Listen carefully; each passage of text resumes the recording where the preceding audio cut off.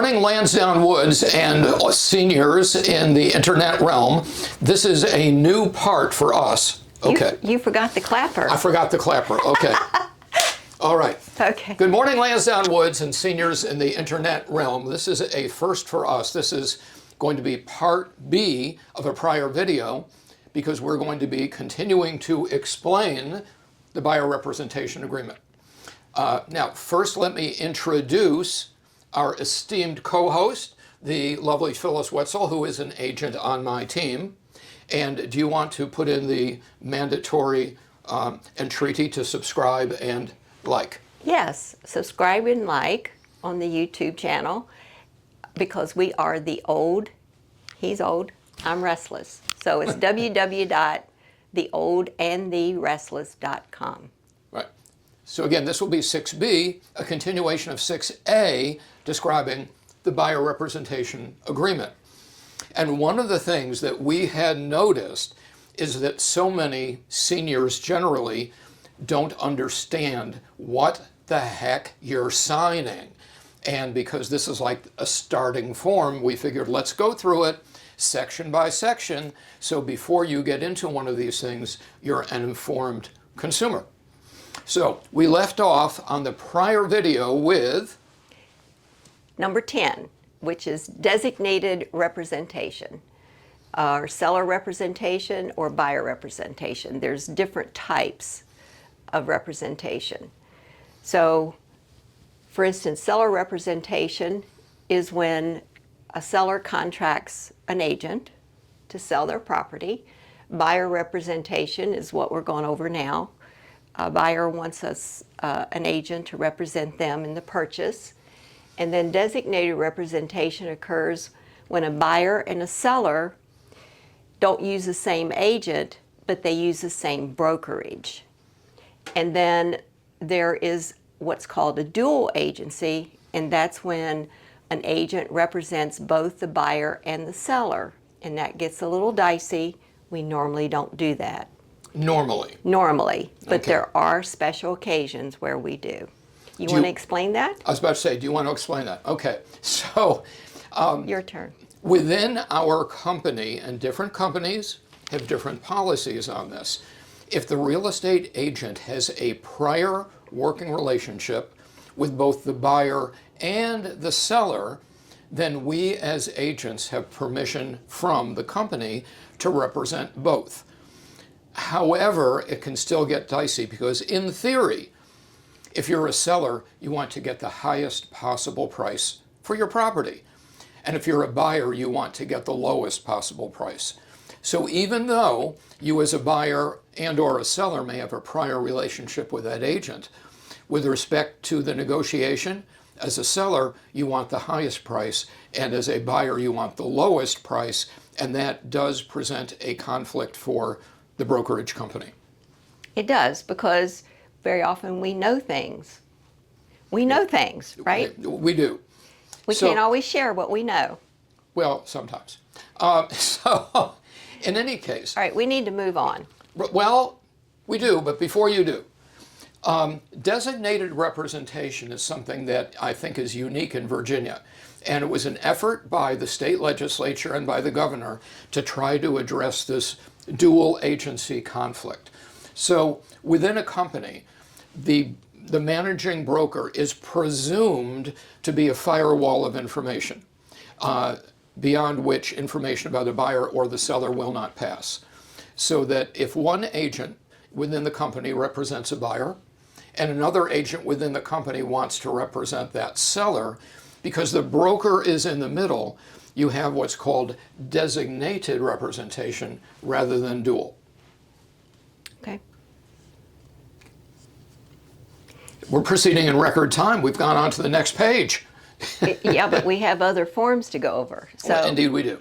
Number 11 talks about fair housing laws, and that's pretty self-explanatory, really. We can't discriminate with regard to race, color, religion, sex, handicap, familial status, or national origin, and classes that are protected by law. There is a code of ethics that we have to go by. So apropos of number 11, if I can digress, Very little. but very little. This gets us in trouble, Andy. You keep on. Yes, this is true. I explained it already. However, because we're in the national capital area, and this is not true for Virginia, but interestingly, interesting to me, in the District of Columbia, there is another protected class. In addition to race and color, religion and sex and handicap and familial status and national origin. Once you're in DC, they have added another protected class for discrimination, political affiliation, so that Republicans cannot discriminate against Democrats, Democrats cannot discriminate against Republicans, and neither can discriminate against independents. But that's only in DC proper. And we're right now on Virginia, so let's go on to number 12. Indeed. Do you want to do buyer default? Go right ahead. Go. Okay. So it is possible in signing this. This is an agreement that you, as a buyer, this is a buyer rep agreement, will have with your agent and the brokerage. And when you sign it, you have certain obligations. And it's possible, if things do not go well, or if you have a misunderstanding perhaps, as a buyer, if you default under this agreement. The broker in this paragraph basically, in lay terms, the broker can flip out and say, we are done, in which case the broker would give to the buyer who is defaulting a release agreement releasing the agent and the brokerage from the working relationship. I will tell you in practice, it takes a lot for a buyer to default, but it's possible. In general, don't sweat about this, but it's here just in case. Okay, B talks about what are the broker duties upon termination, should they decide to cancel the contract.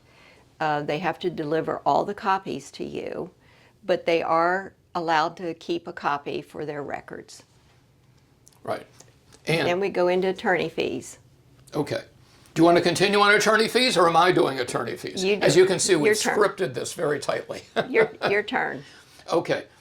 My So- job is to keep it going. So with respect to attorney fees, and usually this paragraph would not come into play. It's rare, but if either side breaches an agreement, it's possible for, if it's serious enough, for one side or another to want an attorney to get involved and to try to settle this. And what this goes into, if you read the fine print, is that basically the losing party is going to pay the legal fees and the court costs for the winning party. And this is here to try to discourage people from going the attorney route.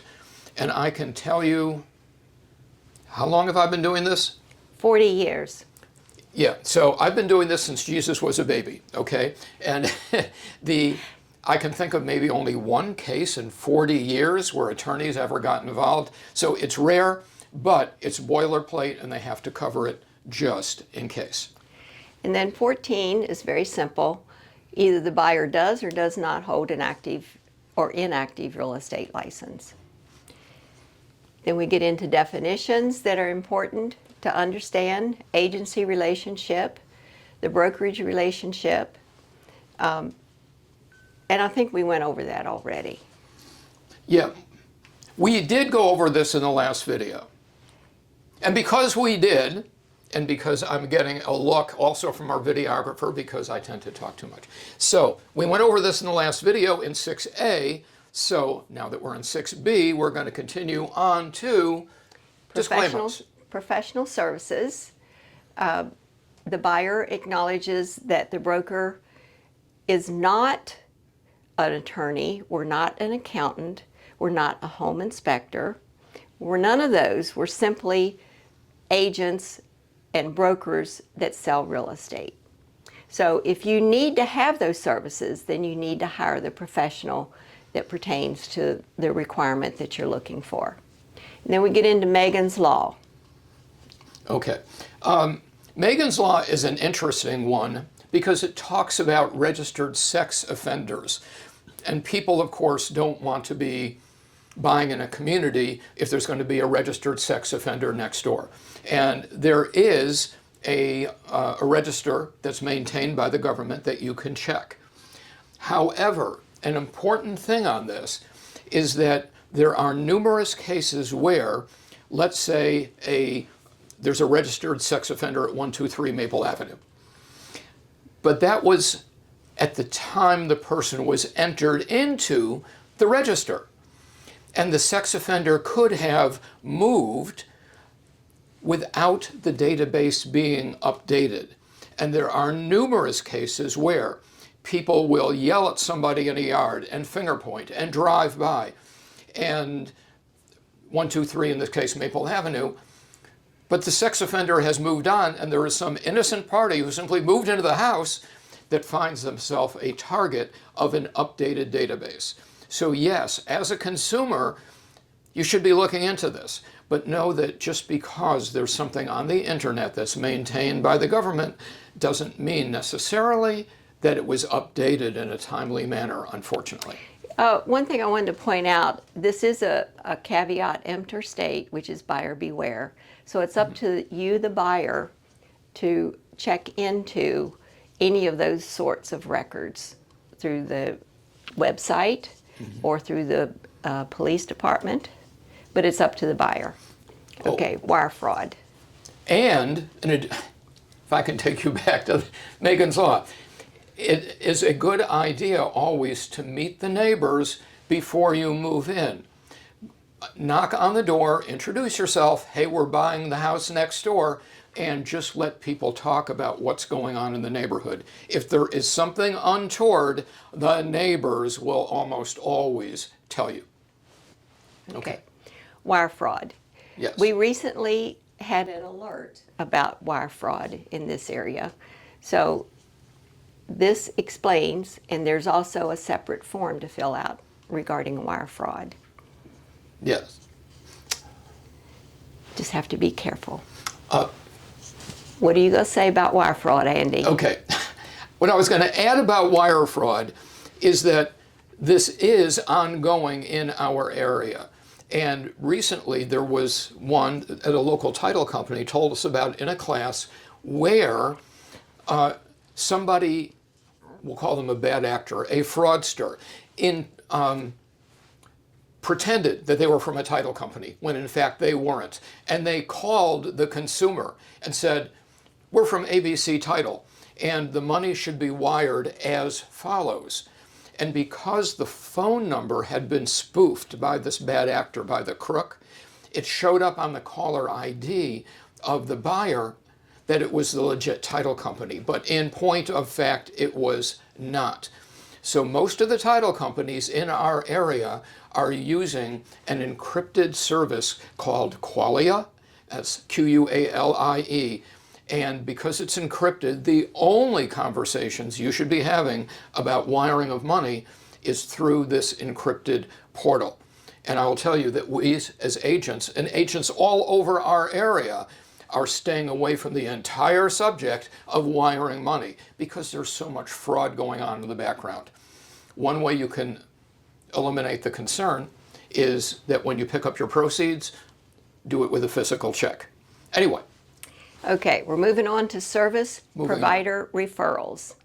This is where we may suggest home inspectors, for instance. That's a typical one.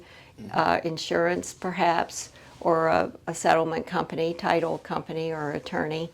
But it's not an endorsement or a guarantee. You still need to check them out on your own. Miscellaneous. May I add something before we go into miscellaneous? You told me you weren't going to talk like that. You made a promise to me, Andy. Okay, off camera, I will pay for broken promises. But service, because we got involved in this as a result of, I think, our last newsletter, and there still may be Hades to pay on this, having to do with duct cleaning services. All right, but we don't have to explain that here. Okay. Go to miscellaneous. People look to us as realtors because we know tradespeople. And they say, who can you recommend? And in the case of HVAC, where I was doing the recommendations, and more recently on the duct cleaning, we do our best, because we know people in the community in different trades, to recommend to you people who do good work at great prices. But there is that saying, no good deed goes unpunished, which is particularly apt in this case because I'm trying to do a good deed by going into more detail, and I'm going to be punished. So moving right along to... Go to the miscellaneous. Yes. There's always miscellaneous stuff to go over, and some of it we're going to hopefully get to if Andy can hold himself. Okay. In the event any provision agreement is determined to be unenforceable, the remaining terms and provisions of the agreement shall not in any way be affected, impaired, or invalidated thereby. It's just a binding form. Yeah. And then this is where you can write in other provisions if they apply. I can't think of any offhand. Yeah, well, if you can go back to that. Yeah. Other provisions. And so we are not attorneys. We covered that. But there are things that would need to be put in on occasion in other provisions where the agent writes it in. So in Virginia, even though we're not attorneys, we can provide what are called ministerial acts, which, if it's not a matter of law per se. So an example here would be the dining room chandelier does not convey, something like that. So that would be an example of other provisions that would be a ministerial act. That's in a contract. This is a buyer-broker agreement. Well, that is true. Okay. That is true. Okay. All right. So then we get to the signature page. Okay. Just simply the signatures. Okay. Well, let's back up a little bit. We're almost done, and we do have some more time. So if I can... No, we don't. We have other forms to go over. Okay. So just one additional thing, folks, is that in addition to the buyer signing and dating, and the buyer can either sign physically or by e-signature, the broker of the company needs to sign off as well so that you have the brokerage committed to you as the buyer in this case. Then we're almost done, we promise. At least I promise. Contact information of the agent, supervising broker contact information. Yeah. So not to be left out here, sorry, I'm getting a look, okay. This is important, please bear with me. In this particular case, we have a team, and in Virginia you find an increasing number of realtor teams and groups. So in this case, the buyer's agent would go on this line, but if there is a team, and we function as a team called DC Homes Inc., the team name would go there, and you would have the agent and team leader's name here, but the supervising broker goes here. And every single brokerage, every company, not just Samson Properties, has a supervising managerial broker.